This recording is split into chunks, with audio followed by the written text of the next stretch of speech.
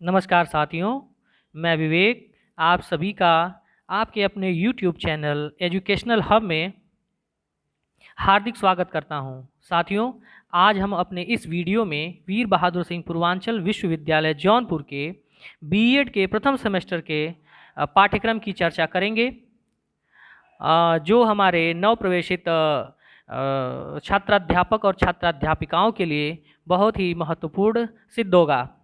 तो आइए हम अपने इस वीडियो को शुरू करते हैं, और उसके पहले अगर आप हमारे चैनल पर नए हैं तो हमारे चैनल को सब्सक्राइब करें और इस वीडियो को लाइक और शेयर करें। आइए हम अपने इस वीडियो को शुरू करते हैं। साथियों, आप ये देख सकते हैं यहाँ पर सिलेबस में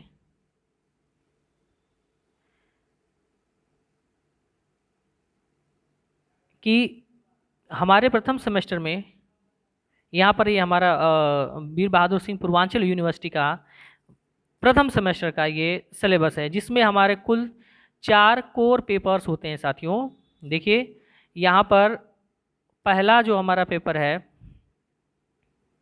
पहला चाइल्डहुड एंड ग्रोइंग अप, बाल्यावस्था और उसका विकास।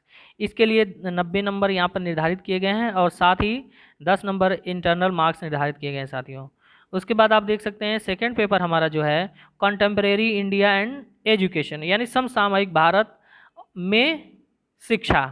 इसके लिए भी 90 नंबर इंटरनल थ्योरी होती है और 10 नंबर जो है असाइनमेंट वर्क के लिए दिया जाता है। तीसरा आप देख सकते हैं साथियों, physiology of learner, learning and teaching. यहाँ पे psychology of learner, learning and teaching, अधिगमकर्ता का मनोविज्ञान, अधिगम और शिक्षण, हिंदी में इसको ये कहेंगे। और इसके लिए भी 90 नंबर और 10 नंबर असाइनमेंट वर्क के लिए निर्धारित किया गया है। चौथा हमारा पेपर से साथियों असेसमेंट ऑफ लर्निंग, यानी अधिगम का मूल्यांकन। इसके लिए भी 90 नंबर इंटरनल और 10 नंबर जो है वो 90 नंबर एक्सटर्नल और 10 नंबर जो है इंटरनल मार्क्स जो है निर्धारित किए गए हैं। अर्थात आप देख सकते हैं कि कुल यहाँ पर 400 नंबर की थ्योरी निर्धारित की गई है। साथियों 400 नंबर की थ्योरी। आइए हम प्रथम सेमेस्टर के प्रैक्टिकल्स के पे भी चर्चा कर लेते हैं। इसमें आप देखेंगे प्रथम सेमेस्टर का जो प्रैक्टिकल होता है उसको ईपीसी के नाम से जानते हैं। ईपीसी का अर्थात enhancing professional capacities, enhancing professional capacities. अब इसमें क्या है, इसमें जो हमारा पहला प्रैक्टिकल है reading and reflection, reading and reflection. इसके लिए ये हमारा 25 नंबर का प्रैक्टिकल है। दूसरा हमारा arts and aesthetics, arts and aesthetics, ये भी हमारा 25 नंबर का प्रैक्टिकल है। और तीसरा हमारा प्रैक्टिकल होता है जो योगा एजुकेशन, योगा एजुकेशन का, योग शिक्षा का, ये भी 25 नंबर का प्रैक्टिकल हमारा होता है। आगे जो हमारा चौथा प्रैक्टिकल होता है ये इंटर्नशिप होती है। साथियों इंटर्नशिप 1 सप्ताह की इंटर्नशिप होती है, जिसमें यहाँ पे आप देख सकते हैं 1 week for project preparation on any aspect of environmental degradation, यानी 1 सप्ताह का प्रोजेक्ट निर्माण, प्रोजेक्ट की तैयारी की जाती है किसी एक पर्यावरणीय डिग्रेडेशन पे, एक इन्वायरमेंटल डिग्रेड, कोई भी एक इन्वायरमेंटल डिग्रेडेशन पे एक प्रोजेक्ट का निर्माण करना होता है 1 सप्ताह का, और ये भी हमारा जो है 25 नंबर का ये होता है। तो इस प्रकार से हमारे प्रैक्टिकल जो फर्स्ट सेमेस्टर में यहाँ पे हैं वो 100 नंबर का प्रैक्टिकल। इस प्रकार से आप देख सकते हैं कि 400 नंबर की थ्योरी और 100 नंबर का प्रैक्टिकल, कुल 500 नंबर का फर्स्ट सेमेस्टर में जो है हमारा एग्ज़ाम होता है। ठीक है, तो साथियों आइए अब इन चारों हमारे जो कोर पेपर हैं इसकी चर्चा हम कर लेते हैं। 4 पेपर्स का क्या सिलेबस है, क्या पाठ्यक्रम है, उसकी चर्चा हम यहाँ पे कर लेते हैं।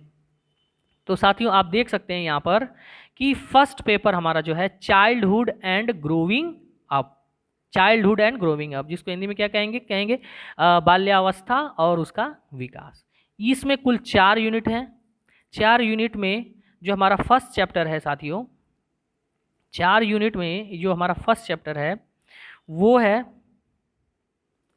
ग्रोथ एंड डेवलपमेंट, वृद्धि और विकास। मीनिंग, प्रिंसिपल यानी अर्थ, सिद्धांत, नीड अर्थात आवश्यकता, इम्पोर्टेंस फॉर चाइल्ड यानी एक बालक के लिए इसका महत्व, stages of development and it's characteristics यानी विकास के जो स्तर हैं और उसकी क्या विशेषताएं हैं, उसकी विशेषताएं, role of teacher in facilitator of growth and development of a child यानी एक शिक्षक की एक फैसिलिटेटर के रूप में क्या भूमिका होती है किसी बालक के वृद्धि और विकास में। ठीक है, अगला हमारा टॉपिक है यहाँ पर dimensions of individual development. Dimensions of individual development, वैयक्तिक विकास के जो क्षेत्र हैं, डायमेंशंस हैं, वो कौन कौन सी हैं, जिसमें आप फिजिकल, सोशल, इमोशनल, है ना, फिजिकल यानी कि शारीरिक, सोशल सामाजिक, इमोशनल भावनात्मक, मोरल अर्थात नैतिक, कॉग्निटिव यानी संज्ञानात्मक, एंड लैंग्वेज डेवलपमेंट यानी भाषा विकास, एंड देयर इम्प्लीकेशन और उसके अनुप्रयोग, पियाजे implication of पियाजे, Ericsson, Kohlberg and Vygotsky. पियाजे, Ericsson, Kohlberg और वाइगोस्की के अनुसार इन सभी इंडिविजुअल डेवलपमेंट एस्पेक्ट्स का जो हम यहाँ पर अध्ययन करेंगे, यानी पियाजे को हमें पढ़ना है, एरिक्सन को, कोहलबर्ग को और वाइगोस्की को।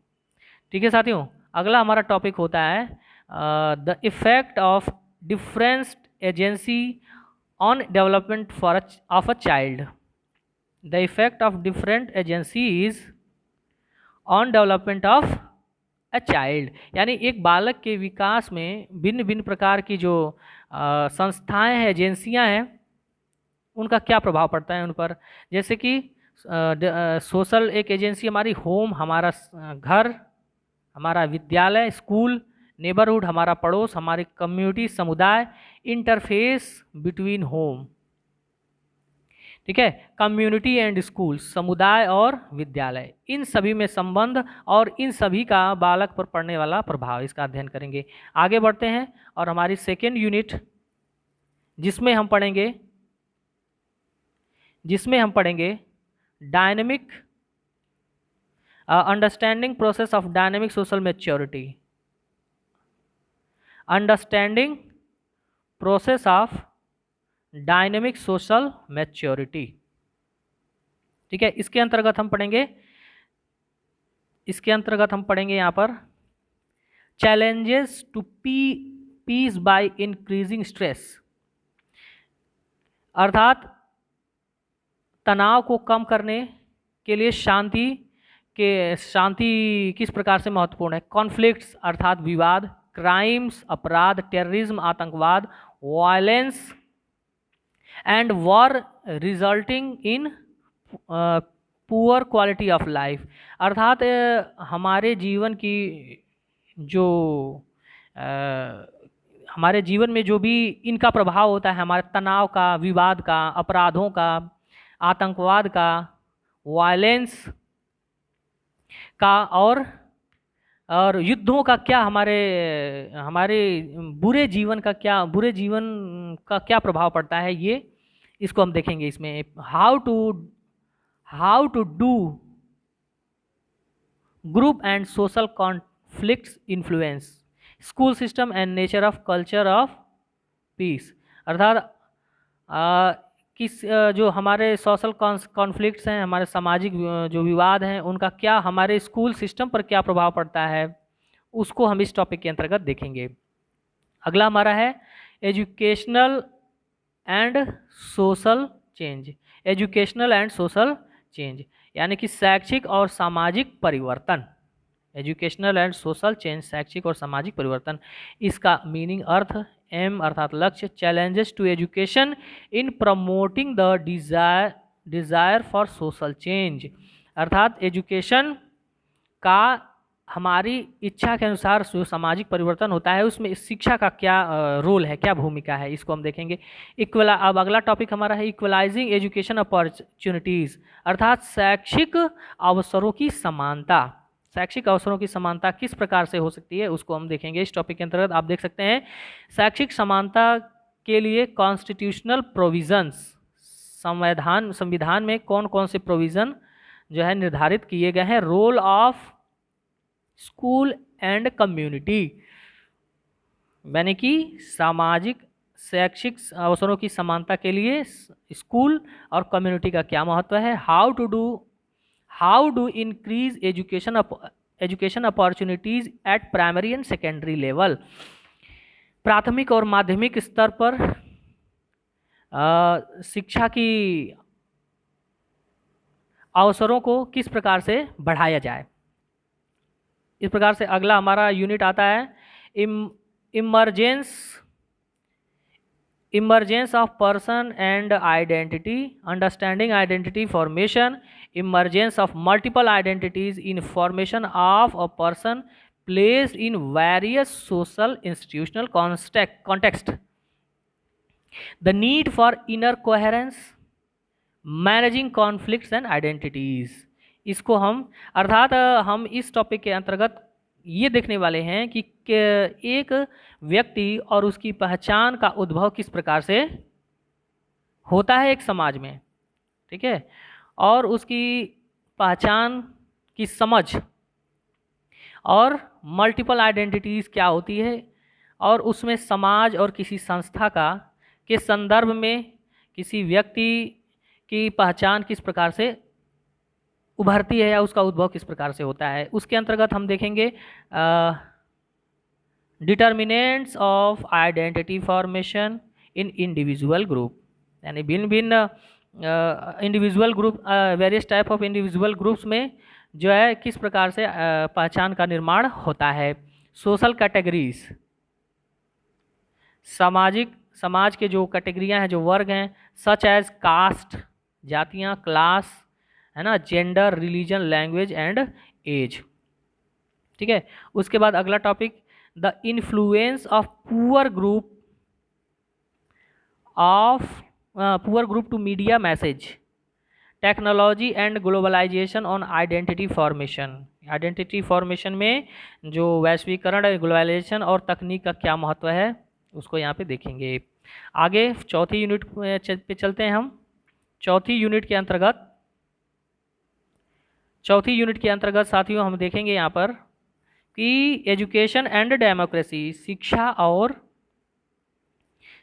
लोकतंत्र में संबंध क्या है वो देखेंगे। कॉन्स्टिट्यूशनल प्रोविज़न फॉर एजुकेशन, शिक्षा के लिए संविधान में क्या क्या प्रोविज़न निर्धारित किए गए हैं। Nationalism and education for national integration and international understanding, राष्ट्रीयता और शिक्षा के द्वारा राष्ट्रीय एकता और अंतर्राष्ट्रीय समझ, इसके बारे में। Modernisation and urbanisation, need and measures to address them, अर्थात मॉडर्नाइजेशन, आधुनिकीकरण और शहरीकरण की आवश्यकता क्या है ना, इसको हम यहाँ पर देखेंगे इस टॉपिक के अंतर्गत। आगे देखते हैं ट्रांसैक्शनल स्ट्रेटजीज।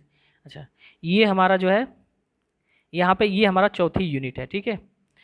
अब साथियों आगे बढ़ते हैं और अपने सेकेंड पेपर की ओर चलते हैं। हमारा जो दूसरा पेपर है कॉन्टेम्परेरी इंडिया एंड एजुकेशन, समसामयिक भारत और शिक्षा, समसामयिक भारत और शिक्षा।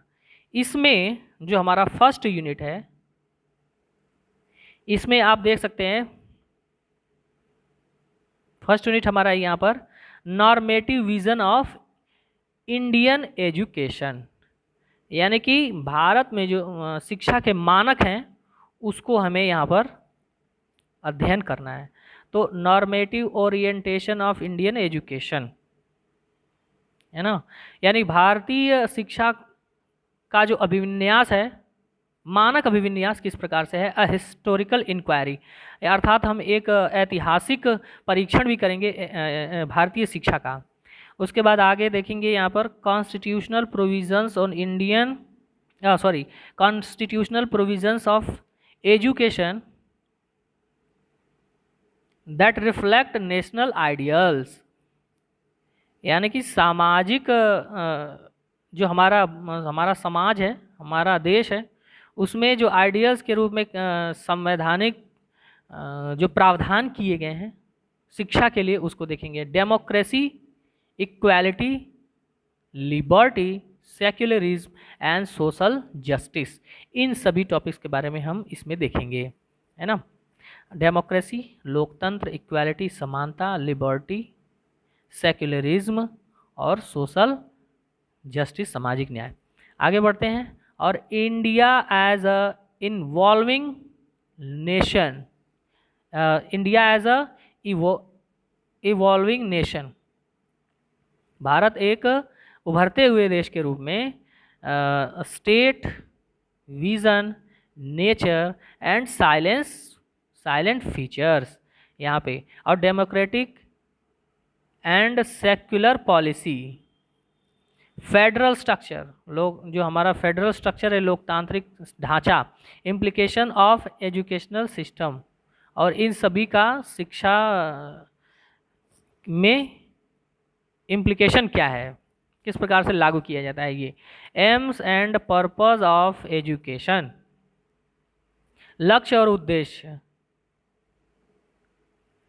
क्या है शिक्षा का। ड्रॉन फ्रॉम नॉर्मेटिव विजन, शिक्षा के मानकीकृत लक्ष्यों को ध्यान में रखते हुए शिक्षा के लक्ष्य और उद्देश्य क्या है। ठीक इसी प्रकार से हम आगे बढ़ते हैं और सेकेंड यूनिट की तरफ। विजन ऑफ एजुकेशन, शिक्षा का विजन क्या है, लक्ष्य क्या है, गोल क्या है हमारा। फॉर इंडियन थिंकर्स, हमारे भारतीय दार्शनिकों के या चिंतकों के अनुसार, जिसमें हम देखेंगे यहाँ पर सबसे पहले रविंद्रनाथ टैगोर को। रविंद्रनाथ टैगोर को के अनुसार जो है भारतीय शिक्षा का विजन क्या है, क्या लक्ष्य होना चाहिए। इसी तरह M.K. गांधी, मोहनदास करमचंद गांधी के अनुसार बेसिक एजुकेशन एंड और एजुकेशन फॉर सेल्फ सफिशिएंसी, जो हमारी बेसिक शिक्षा है महात्मा गांधी के अनुसार, ठीक है, उसको देखेंगे। सेल्फ सफिशिएंसी यानी कि स्वरोजगार, आप कह सकते हैं स्वरोजगार, जो महात्मा गांधी के अनुसार दिया गया था उसको। अरविंद घोष, इंटीग्रल एजुकेशन, है ना, इंटीग्रल एजुकेशन, अरविंद घोष को पढ़ेंगे। उसके बाद J Krishnamurti, education for individual and social transformation, education जो कृष्ण मूर्ति का जो है शिक्षा, जो वैयक्तिक विकास, वैयक्तिक परिवर्तन, वैयक्तिक और सामाजिक परिवर्तन के संबंध में उनकी विचारधारा को पढ़ेंगे। अगला हमारा जो टॉपिक है, अगला unit, contemporary Indian schooling concerns and issues, यानी कि भारत में समसामयिक विद्यालयी शिक्षा की समस्याओं को यहाँ पर देखेंगे।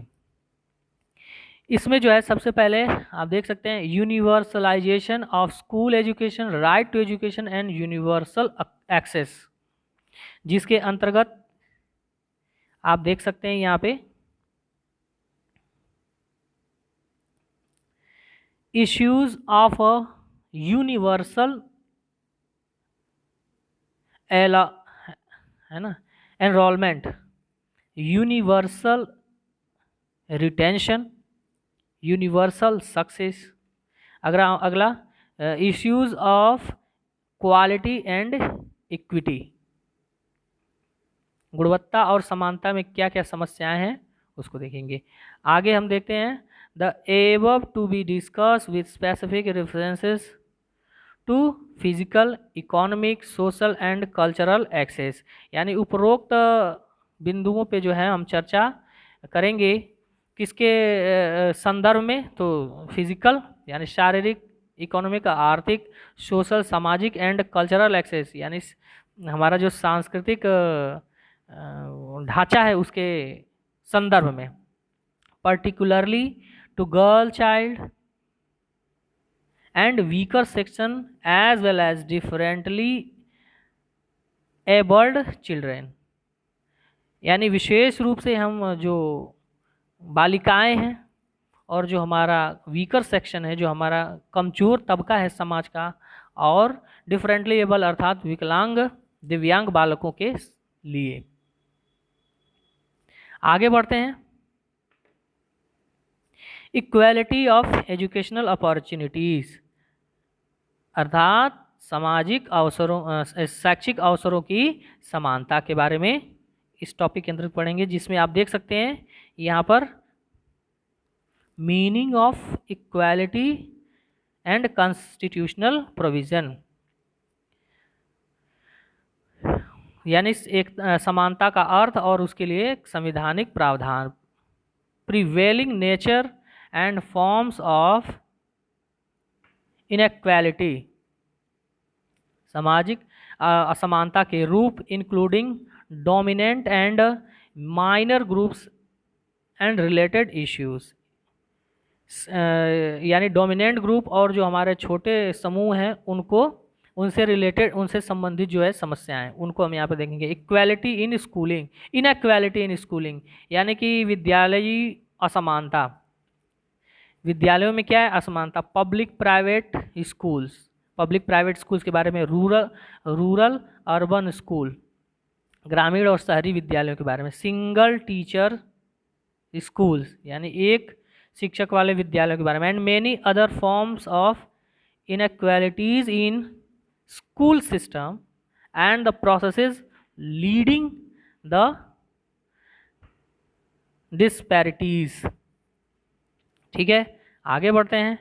Different equality in schooling, different quality in schooling, यहाँ पे अगला टॉपिक है differential quality in, differential quality in schooling, यानी विद्यालयों में जो विभिन्नताएं हैं, विभिन्न विभिन्न गुणवत्ता है, क्वालिटी, उसको देखेंगे। Variations in school quality, school की क्वालिटी, गुणवत्ता में किस प्रकार से बदलाव होता है। Idea of common school, common school system क्या है, इसको देखेंगे।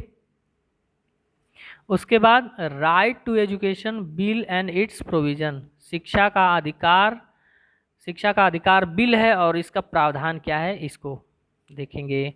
अगले यूनिट हमारा है education for national development, education for national development, राष्ट्रीय विकास के लिए शिक्षा।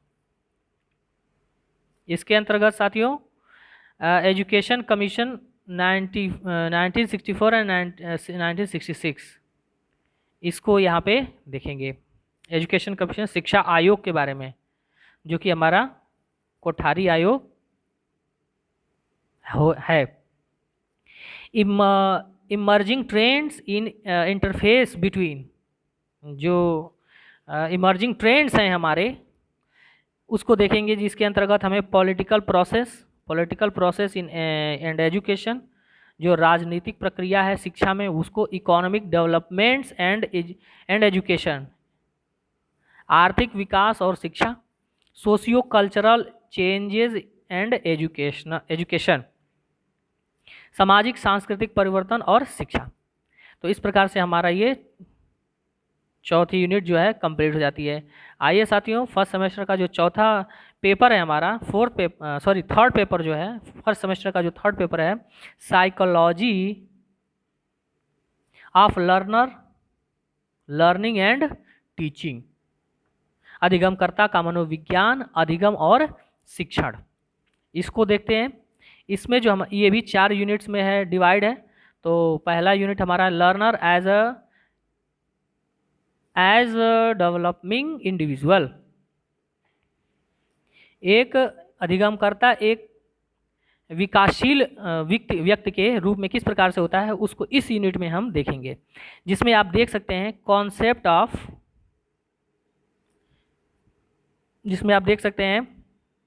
Concept of learning and teaching, यानी कि शिक्षण और अधिगम का संप्रत्यय क्या है, meaning, scope, need and importance, अर्थ क्षेत्र, इसकी आवश्यकता और महत्व क्या है। उसके बाद से वेरिएबल इन टीचिंग प्रोसेस, शिक्षण प्रक्रिया के चर कौन कौन से हैं। द लर्निंग टास्क, जिसमें इंस्ट्रक्शनल ऑब्जेक्टिव्स को देखेंगे हम, है ना। अनुदेशन के उद्देश्यों को, लर्नर बिहेवियर, यानी अधिगमकर्ता का व्यवहार, एंट्री बिहेवियर, लर्निंग स्टाइल, है ना, लर्निंग स्टाइल और एंट्री बिहेवियर को। उसके बाद टीचर बिहेवियर, शिक्षक व्यवहार, जिसमें competence, expectations, personality and teaching style, इन सभी को अध्ययन करेंगे हम। उसके बाद आता है लर्निंग थ्योरी, अधिगम के सिद्धांत जो हैं, trial and error, conditioning theory,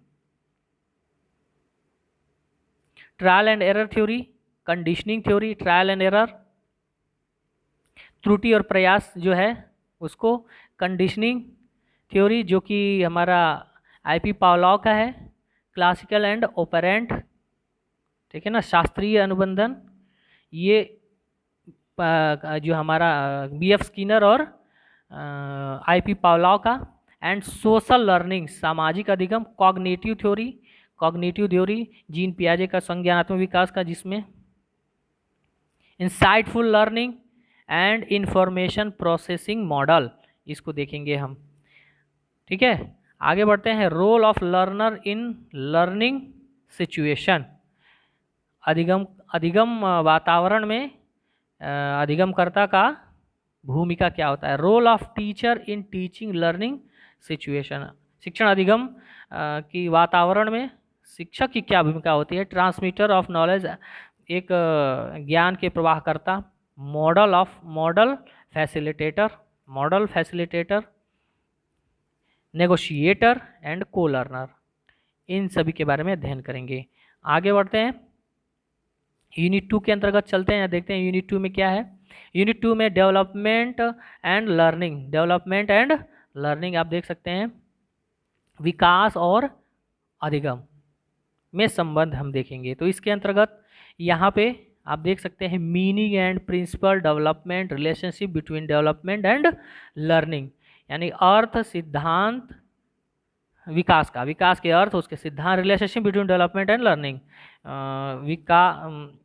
विकास और अधिगम के बीच क्या संबंध है, इसको हम देखेंगे। डायमेंशंस ऑफ इंडिविजुअल डेवलपमेंट, व्यक्तिगत विकास के डायमेंशंस कौन कौन से, क्षेत्र कौन कौन से हैं, ये देखेंगे, जिसमें से फिजिकल, कॉग्निटिव है ना, शारीरिक, संज्ञानात्मक, लैंग्वेज भाषाई, अफेक्टिव प्रभावशाली, सोशल एंड मोरल सामाजिक और नैतिक, एंड इंटर रिलेशनशिप, और इनके बीच क्या अंतर संबंधों को, and implications for teacher relevant ideas of Piaget, Erikson and Kohlberg. और एक शिक्षक से संबंधित जो पियाजे, एरिक्सन और कोहलबर्ग का जो सामाजिक अधिगम का जो ये सिद्धांत है, उनको हम यहाँ पर देखेंगे। आगे बढ़ते हैं, स्टेजेस ऑफ डेवलपमेंट, यानी कि विकास के स्तर। Development task with focus processes growth development across the various stages from infancy to post adolescence। अर्थात हम इस टॉपिक के अंतर्गत किसी बालक के विकास के संबंध में जो हमारा इन्फेंसी अर्थात शैशवावस्था से लेकर और उत्तर किशोरावस्था तक की जो भी स्तर होते हैं, इन सभी विकास के स्तरों को अध्ययन करेंगे, जिसमें से इन्फेंसी, शैशवावस्था, बाल्यावस्था है ना, किशोरावस्था और उत्तर किशोरावस्था तक की सभी स्टेजेस को, सभी स्तरों को हम देखेंगे। Special emphasis on concerns of adolescence, और विशेष रूप से किशोरावस्था को यहाँ पर हम अध्ययन करेंगे। अगला है meaning of cognition and its role of learning, संज्ञान का अर्थ क्या है और इसका महत्व, अधिगम में क्या महत्व है, उसको हम देखेंगे। Socio cultural factors influencing cognition and learning, संज्ञान और अधिगम में जो हमारे सामाजिक सांस्कृतिक कारक हैं, उन वो किस प्रकार से प्रभावित करते हैं हमारे संज्ञान और अधिगम को। Facilitating holistic development for self and society, समाज और अपने लिए किस प्रकार से विकास किया जा सकता है, उसको इस टॉपिक के अंतर्गत देखा जाएगा। अगला यूनिट हमारा तीसरा यूनिट हमारा है,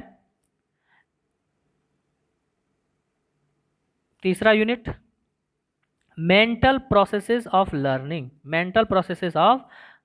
लर्निंग, अर्थात अधिगम के मानसिक प्रक्रियाएं कौन कौन सी हैं, ये हमारा थर्ड यूनिट है। इसके अंतर्गत आप देख सकते हैं थिंकिंग प्रोसेस, चिंतन प्रक्रिया का कॉन्सेप्ट और इसके लिए उपकरण कौन कौन से हैं। टाइप्स ऑफ थिंकिंग, चिंतन के प्रकार divergent thinking, convergent thinking, critical thinking यानी आलोचनात्मक चिंतन, है ना, डाइवर्जेंट अभिसारी अपसारी चिंतन, और यहाँ पे रिफ्लेक्टिव एंड लेटरल थिंकिंग, इसके बारे में। उसके बाद आप देख सकते हैं मेंटल प्रोसेस या मानसिक प्रक्रिया, जिसमें मेमोरी यानी कि हमारे मेमोरी के बारे में, जिसमें इसका मेमोरी का कॉन्सेप्ट, उसके प्रकार, स्ट्रेटजीज टू डेवलप मेमोरी, यानी कि कौन कौन सी रणनीतियाँ बनाते हैं अपनी मेमोरी को बढ़ाने के लिए। आगे बढ़ते हैं फॉरगेटिंग यानी कि भूल जाने की प्रक्रिया, इसका नेचर, प्रकृति, इसके कॉजेस, क्या क्या कारण है, कौन कौन से फैक्टर्स हैं, कारक कौन कौन से हैं, स्ट्रेटजीज टू मैनेज फॉरगेटिंग यानी जो भूलने की प्रक्रिया है इसको कैसे मिनिमाइज करें, कैसे कम करें। इमेजिनेशन यानी कल्पना चिंतन, कल्पना करना, इमेजिन करना कि इसका अर्थ, इसके प्रकार, एंड एजुकेशनल इम्प्लीकेशन, और शिक्षा में किस प्रकार से इसका इम्प्लीकेशन किया जाता है। आगे बढ़ते हैं साथियों और चौथी यूनिट की ओर चलते हैं। इसके अंतर्गत आप देख सकते हैं यहाँ पर dimensions of difference in psychological attributes, ये जिसमें आप cognitive abilities, interest, aptitude, creativity and personality values, इन सबको देखेंगे, है ना, रुचि, अभिवृत्ति, सृजनात्मकता, व्यक्तित्व और वैल्यूज यानी मूल्य।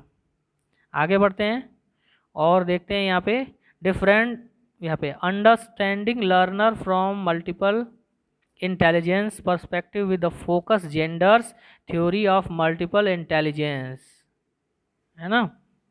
आगे बढ़ते हैं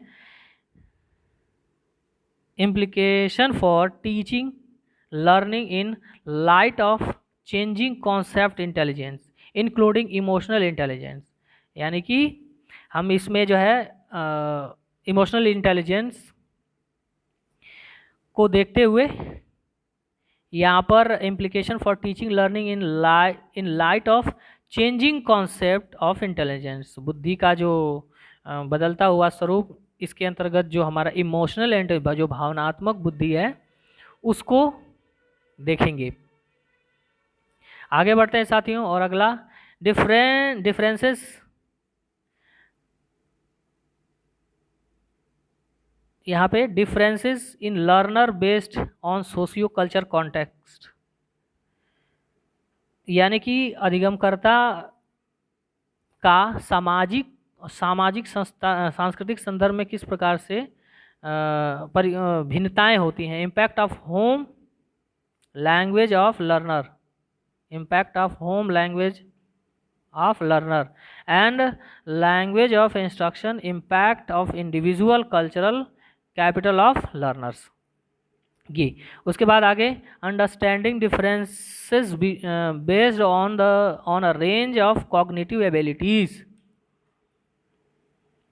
इसके अंतर्गत लर्नर डिफिकल्टीज यानी अधिगम में समस्याएं, स्लो लर्नर, मंद अधिगामी, डिसलेक्सियस बालक, डिसलेक्सियस चाइल्ड यानी कि जो डिसलेक्सिया जो बोलने में समस्या आती है ना, उसको। फिर इंटेलेक्चुअल डिफिशियंसी, बुद्धि में जो कमी आती है, इंटेलेक्चुअल डिफिशियंसी, इसके बारे में। उसके बाद आप देख सकते हैं इंटेलेक्चुअल गिफ्टेडनेस, उसके बाद implications for catering to individual variations in view of difference rather than deficit perspective.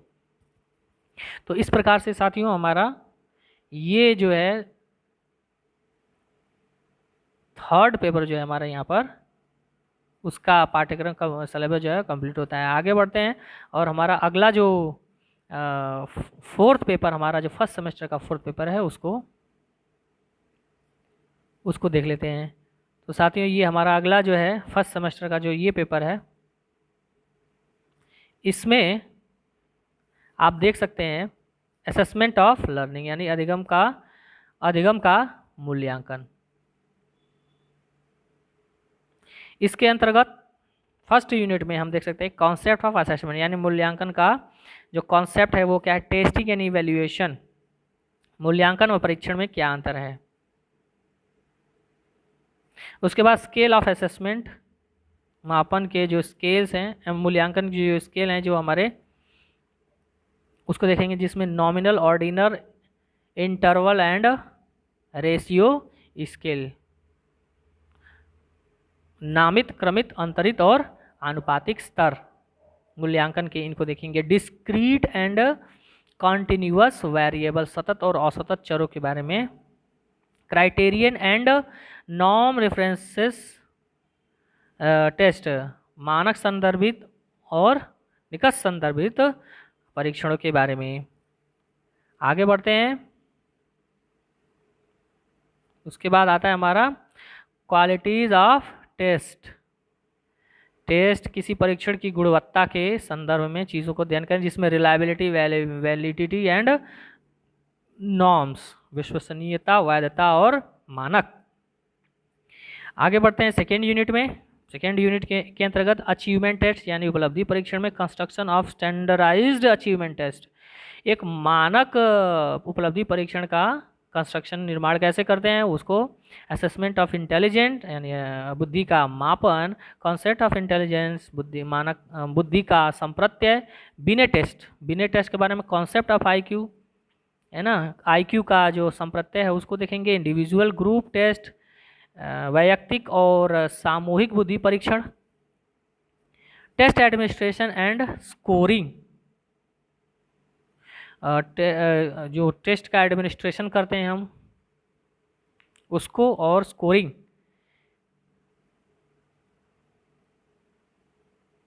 इसको देखेंगे। असेसमेंट ऑफ पर्सनैलिटी, यानी कि व्यक्तित्व का मूल्यांकन। इसके अंतर्गत जो है इंटरव्यू, सेल्फ रिपोर्ट,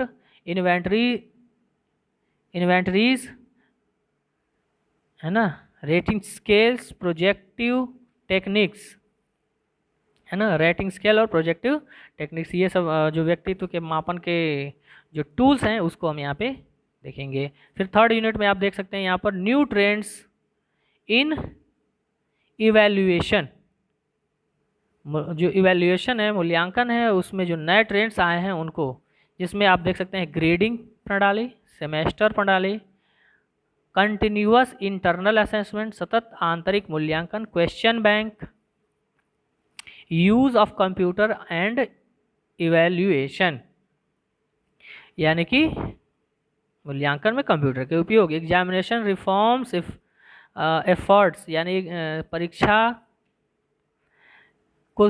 सुधार के लिए जो प्रयास किए गए हैं उसको देखेंगे। उसके बाद हम यहाँ पर देखेंगे सेकेंडरी एजुकेशन कमीशन के द्वारा परीक्षा सुधार में जो का प्रयास, कोठारी कमीशन द्वारा परीक्षा प्रणाली में सुधार, educational policy on education 1968 and programme of action POA 1992,